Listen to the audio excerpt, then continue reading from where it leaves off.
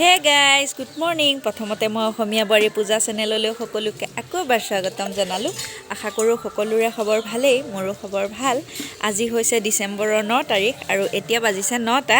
মই গা পা ধুই কৰি ৰেডি হৈছোঁ। ধুনুক গা ধুওৱা নাই আজি, কালিয়ে ধুৱালোঁ। তাই অলপ চৰ্দি আছে সেইকাৰণে।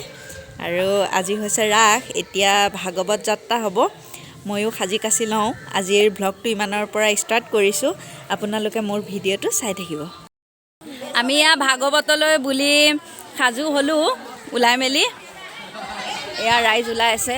এইফালে আমাৰ এয়া ভাবিজি, এয়া মোৰ ভণ্টিয়ে হয় আৰু এইজনী আমাৰ বাইদেউ। এয়া আমাৰ ককাই, চিনি পায় চাগে। এয়া আমাৰ সৰু মৰমক থৈ যাম মাৰ লগত। এয়া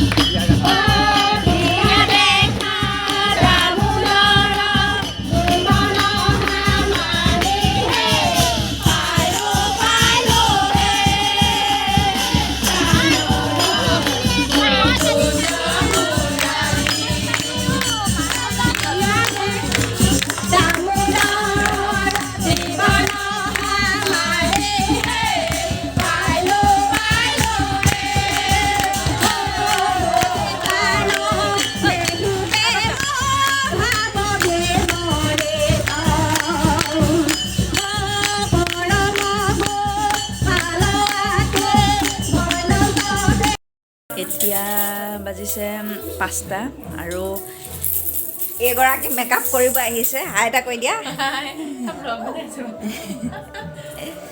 এয়া আৰম্ভ কৰিছে আৰু এইগৰাকী মুখ ধুবলৈ গৈছে, আহি আছে, লগ পাইছোঁ। আলহী এয়া হৈছে কামপুৰৰ পাৰ্টি। এফালে পূৰা মাংস বনোৱাত বেজি, এফালে গুৱাহাটী পাৰ্টি আহিছে, এফালে আমাৰ পাথৰীৰ পাৰ্টি আহিব বাকী আছে। 3টা পাৰ্টি আৰু বাহঁতটো কালি আহিলেই। এয়া আমাৰ এলিছ, ঐ হাই কৈ দে। এইফালে ঐ এইফালে। ঐ কি খাইছ তই এলিছে মাংস গোন্ধ লৈ লৈ আছে এলিছে কি কৰিবা আজি বাহিৰত পূৰা বনোৱা হৈছে এলিছ কি খাইছা তুমি খোৱা এলিছে খাই আছে পূৰা ইফালে এয়া মাংস পূৰা বনাই আছে এয়া কামপুৰৰ পৰা আনিছোঁ দেই মাংস বনোৱা মানুহ এয়া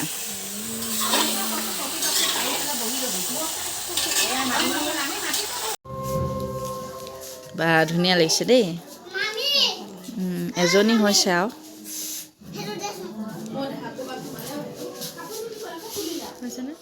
ধুনীয়া হৈছে